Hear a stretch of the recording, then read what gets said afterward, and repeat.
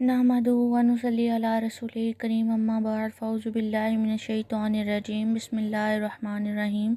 अस्सलामु अलैकुम व रहमतुल्लाहि व बरकातुहू। आज का हम सबका टॉपिक है मसाजिद के अहकाम। सैयदना उस्मान रज़ी अल्लाह तआला अन्हु रवायत करते हैं कि रसूलुल्लाह सल्लल्लाहु अलैहि वसल्लम ने फरमाया, जो शख्स मस्जिद बनाए और उसके ज़रिए से अल्लाह की रज़ा चाहे तो अल्लाह उसके लिए जन्नत में इस मस्जिद जैसा घर बनाता है। सैयदना अबू हुरैरा रज़ी अल्लाह तआला अन्हु रिवायत करते हैं कि रसूलुल्लाह सल्लल्लाहु अलैहि वसल्लम ने फरमाया, अल्लाह को मस्जिदें बहुत ज़्यादा महबूब हैं और बाज़ार इंतहाई नापसंदीदा हैं। मतलब ये है कि मस्जिदें दुनिया की तमाम जगहों से अल्लाह को ज़्यादा महबूब और प्यारी हैं, क्योंकि इनमें अल्लाह की इबादत होती है। और बाज़ार तमाम जगहों से अल्लाह के नज़दीक नहायत नापसंदीदा हैं, क्योंकि वहाँ झूठ, मकर और लेन देन में फ़रेब वगैरह का दौर दौरा होता है। याद रहे कि किसी दुनिया या दुनियावी ज़रूरत के बगैर बाज़ार में कभी ना जाएं और मस्जिदों से बहुत मोहब्बत करें। सैयदना अबू हुरैरा रज़ी अल्लाह तआला अन्हु रिवायत करते हैं कि रसूलुल्लाह सल्लल्लाहु अलैहि वसल्लम ने फरमाया, जो कोई दिन के अव्वल हिस्से में या दिन के आखिरी हिस्से में मस्जिद की तरफ जाए, अल्लाह उसके लिए जन्नत में मेहमानी तैयार करता है। नबी अकरम सल्लल्लाहु अलैहि वसल्लम ने फरमाया, जब तुम में से कोई शख्स वज़ू करे और बहुत अच्छे तरीके से वज़ू करे और फिर मस्जिद का कसद करे तो एक हाथ की उंगलियां दूसरे हाथ की उंगलियों में ना डाले, क्योंकि बेशक वो इस वक्त नमाज ही की हालत में होता है। नबी सल्लल्लाहु अलैहि वसल्लम ने फरमाया, मस्जिद में एक हाथ की उंगलियां दूसरे हाथ की उंगलियों में ना डालो। हदीस के मुताबिक मस्जिदों में नमाज का सवाब। मस्जिद अक्सा में एक नमाज 1000 नमाज़ों के बराबर है।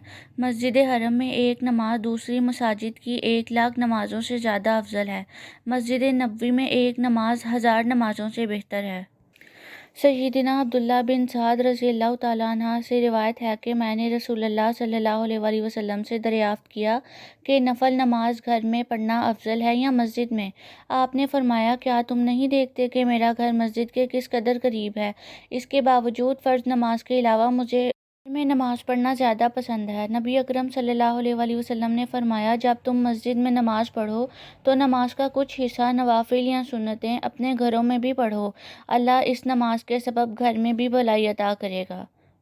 रसूलुल्लाह सल्लल्लाहु अलैहि वसल्लम ने प्याज और लहसुन से मना किया और फरमाया, जो कोई इन दोनों को खाए तो मस्जिद के करीब ना आए।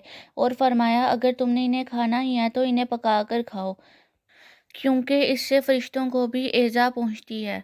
शेख अलबानी रहमतुल्लाह अलैह फरमाते हैं, क्या किसी के तसव्वुर में ये बात आ सकती है कि सिगरेट पीने वाला प्याज लहसुन के हुक्म में दाखिल नहीं? सबको मालूम है कि सिगरेट की बदबू प्याज और लहसुन की बदबू से ज़्यादा कहीं अजियतनाक होती है। इन दोनों के खाने में कोई ज़रर नहीं, जबकि सिगरेट पीने के बहुत से नुकसानात और कोई फ़ायदा नहीं। अगर किसी को मर्ज़ की बना पर लहसुन या प्याज इस्तेमाल करना पड़ता हो तो वो इनके इस्तेमाल के बाद मस्जिद आ सकता है, क्योंकि रसूलुल्लाह सल्लल्लाहु अलैहि वसल्लम ने सय्यदना मुग़य्यरा बिन शअबा रज़ी अल्लाह तआला अन्हा को, जो सीने की एक मर्ज़ की बना पर लहसुन खाकर मस्जिद में नमाज़ पढ़ने के लिए आए, मज़ूर करार दिया था। रसूलुल्लाह सल्लल्लाहु अलैहि वसल्लम ने फरमाया, मुझ पर मेरी उम्मत के अच्छे और बुरे अमाल पेश किए गए थे।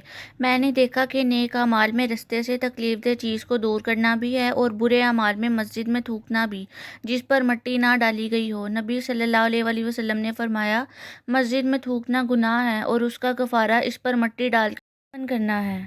अब्दुल्ला बिन उमर रज़ी अल्लाह तआला अन्हा बयान करते हैं कि वो नबी अकरम सल्लल्लाहु अलैहि वसल्लम की मस्जिद में सोया करते थे और वो गैर शादीशुदा नौजवान थे। सैयदना अबू हुरैरा रज़ी अल्लाह तआला अन्हु रिवायत करते हैं कि रसूलुल्लाह सल्लल्लाहु अलैहि वसल्लम ने फरमाया, जब तुम किसी शख्स को मस्जिद में कुछ बेचता या ख़रीदता देखो तो कहो, अल्लाह तेरी सौदागरी में नफ़ा ना दे। और जिस वक्त तुम किसी शख्स को मस्जिद में गुमशुदा चीज़ का ऐलान करते हुए देखो तो तुम कहो, अल्लाह तुझे वो चीज़ ना लौटाए, क्योंकि मस्जिदें कतन इस मकसद के लिए नहीं बनाई गईं। सय्यदना अबू अमामा रज़ी अल्लाह तआला अन्हु रवायत करते हैं कि रसूलुल्लाह सल्लल्लाहु अलैहि वसल्लम ने फरमाया, जो शख्स अपने घर से बावुज़ू होकर नमाज अदा करने के लिए मस्जिद की तरफ निकलता है तो इसे हज का एहराम बांधने वाले की मानिंद सवाब मिलता है। याद रहे कि जिन पर बैतुल्लाह का हज फ़र्ज़ हो चुका है, जब तक वो वहाँ जाकर हज अदा ना करें, इनसे फ़र्जियत कासिद ना होगी, ख़वाह सारी उम्र बावुज़ू होकर 5 नमाज़ें मस्जिद में जाकर पढ़ते रहें। اس لیے اللہ کی بخشش اور اجر و ثواب کی فراوانی سے کسی قسم کی غلط فہمی کا شکار نہیں ہونا چاہیے۔ جماعت کے ساتھ نماز پڑھنے کا ثواب اپنے گھر یا بازار میں تنہا نماز پڑھنے سے کم از کم 25 درجے زیادہ ہے۔ لہٰذا جب انسان اچھی طرح وضو کر کے مسجد جائے تو اس کے ہر قدم سے اس کا درجہ بلند ہوتا ہے اور گناہ معاف ہوتے ہیں۔ جب وہ نماز پڑھتا ہے تو فرشتے اس کے لیے اس وقت تک دعا کرتے رہتے ہیں جب تک وہ نماز کی جگہ پر بیٹھا رہتا ہے۔ فرشتے کہتے ہیں، اے اللہ اس پر رحمت کر، اے اللہ اس پر رحم کر۔ جب تک نمازی نماز کا انتظار کرتا ہے وہ نماز ہی میں ہوتا ہے۔ سیدنا جابر رضی اللہ تعالیٰ عنہ سے روایت ہے کہ مسجد نبی کے گرد کچھ مکان خالی ہوئے۔ بنو سلمہ نے مسجد کے قریب منتقل ہونے کا ارادہ کیا تو آپ نے 2 دفعہ فرمایا، اے بنو سلمہ اپنے موجودہ گھروں میں ٹھہرے رہو کیونکہ مسجد کی طرف آتے وقت تمہارے قدم لکھے جاتے ہیں۔ سیدنا ابو ہریرہ رضی اللہ تعالیٰ عنہ روایت کرتے ہیں، رسول اللہ صلی اللہ علیہ وآلہ وسلم نے فرمایا، 7 شخص ایسے ہیں جنہیں اللہ تعالیٰ اس دن اپنے عرش کے سائے کے نیچے رکھے گا جس دن سوائے اس کے سائے کے کوئی سایہ نہ ہوگا، مطلب قیامت کا دن۔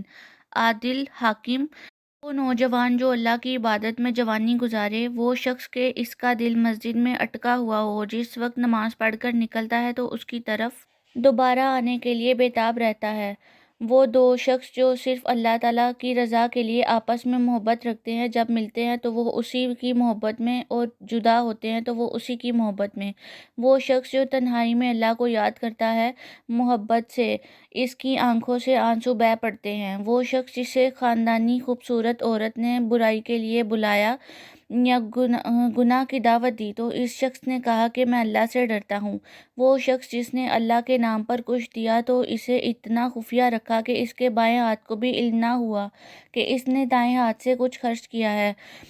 عائشہ رضی اللہ تعالیٰ عنہ روایت کرتی ہیں کہ رسول اللہ صلی اللہ علیہ وآلہ وسلم نے حکم دیا، محلوں میں مسجدیں بناؤ، جہاں نیا محلہ آباد ہو وہاں مسجد بھی بناؤ اور انہیں پاک صاف رکھو اور خوشبو لگاؤ۔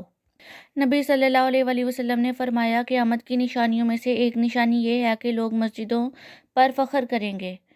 رسول اللہ صلی اللہ علیہ وآلہ وسلم نے فرمایا، اندھیروں میں نماز کے لیے مسجد کی طرف چلے آنے والے کو قیامت کے دن پورے نور کی خوشخبری سنا دو۔ مسجد میں مشرک داخل ہو سکتا ہے کیونکہ ایک مرتبہ رسول اللہ صلی اللہ علیہ وآلہ وسلم نے بنی حنیفہ کے ایک شخص سیدنا ثمامہ بن اساس رضی اللہ تعالیٰ عنہ، ابھی وہ مسلمان نہیں ہوئے تھے، کو مسجد کے ستون سے باندھ دیا تھا۔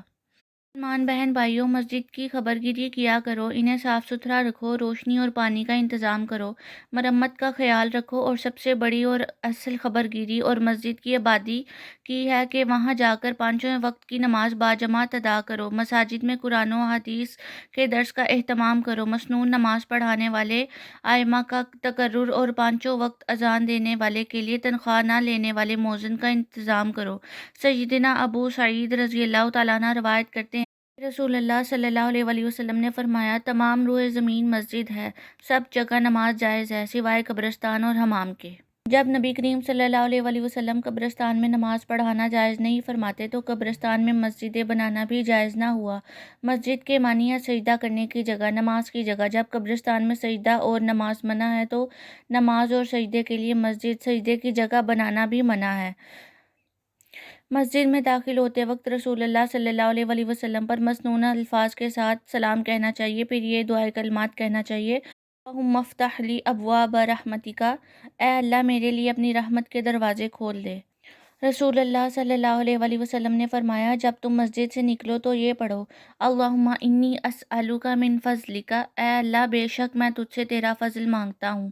سیدنا عمر رضی اللہ تعالیٰ عنہ نے طائف کے رہنے والے 2 آدمیوں سے کہا جو مسجد نبوی میں اونچی آواز سے باتیں کر رہے تھے، اگر تم مدینہ کے رہنے والے ہوتے تو میں تمہیں سزا دیتا، تم رسول اللہ صلی اللہ علیہ وآلہ وسلم کی مسجد میں اپنی آوازیں بلند کرتے ہو۔